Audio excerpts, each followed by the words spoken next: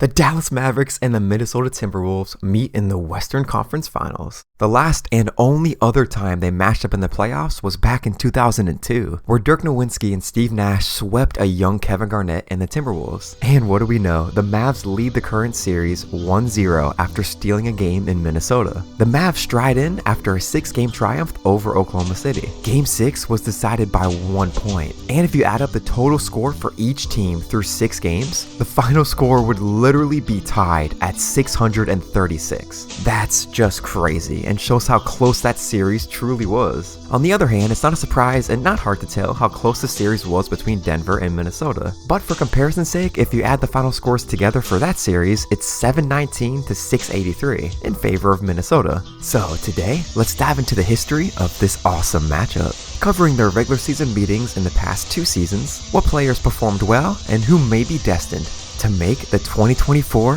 NBA Finals.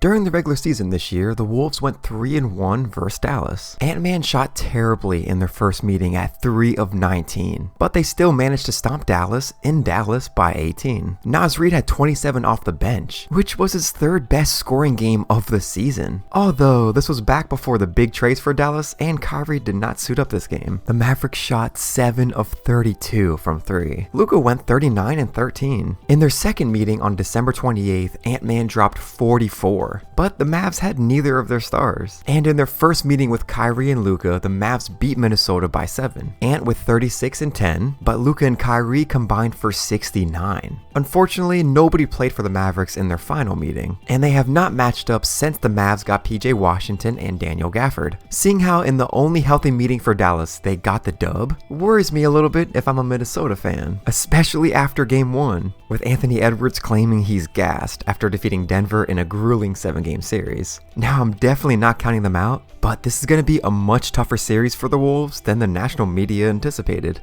Everyone outside of Dallas for the most part booked Minnesota for the finals, which can be a deadly omen. Looking at game 1, it easily could have went either way. Minnesota started off strong with a 33-point first quarter, but offensively settled down a bit in the second half. It's funny that Ant went 6 of 16, but was 2 assists from a triple-double. Karl-Anthony Towns struggled a lot more, shooting 6 of 20 and 2 of 9 from 3. Does Luka and Kyrie each get over 30 points again in game 2? The only other time this playoffs that happened was way back in game 1 of the Clippers series. I feel Minnesota will shoot much better and be more aggressive in game 2. The thing is though, Dallas shot 6 of 25 from 3 and still managed to get the win. But they did shoot well within the arc, shooting 49% overall. In their final meeting of 2023 and their first meeting with Kyrie on Dallas, Kyrie and Luka combined for 69 just like in game 1 of this year. Except the Timberwolves won by 3 on the road. Ant-Man with 32 and Gobert had 21 and 14. Their only other 2 meetings of 2023 were in back-to-back games in Minneapolis. These games Kyrie was not a part yet and the Wolves still had D'Lo. Luka shot pretty poorly at 5 of 17, while the Timberwolves had 27-point contributions from Ant and Naz Reid. They won by 10. In the second game, Luka had 25, 10, and 9, propelling Dallas to a 5-point victory. We can't take this matchup too seriously for modern terms though, as Austin Rivers had 21 for Minnesota, not to mention 19 by Spencer Dinwiddie for Dallas. So in my round 2 video analysis, I had Dallas beating OKC in 7, and the Wolves defeating Denver in 6.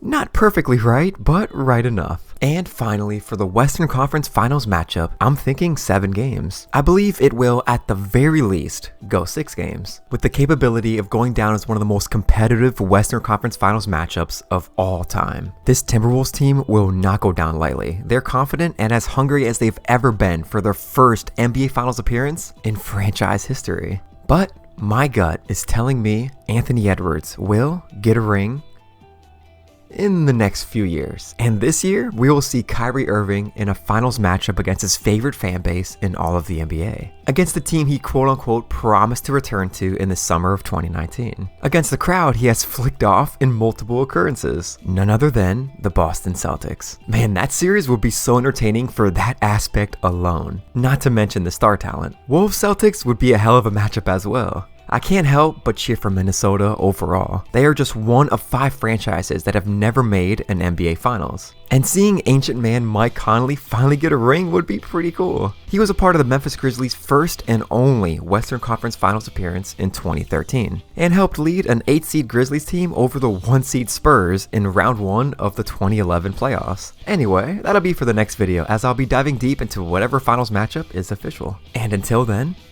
I hope you all stay hyped. Mavs in 7? Peace. Brixton in the corner. 3, good. Got it. What a shot by Irving. Doncic maneuvers for the lead. Got it. Got it. What a shot. Dallas has taken the lead. Bro, Luka and Kyrie are so cold-blooded. Even after beating Denver and feeling like you're about to be in the NBA Finals, beating the champion, now you get smacked in the face by Dallas. How you gonna respond, Minnesota? I guess they really are gassed, man. Yeah, just stuff like that. We was just a little tired, probably. Now you must do what Denver did to you. I still think this series can go 6 or 7 games. But that Mavs in 7 pick, looking pretty good.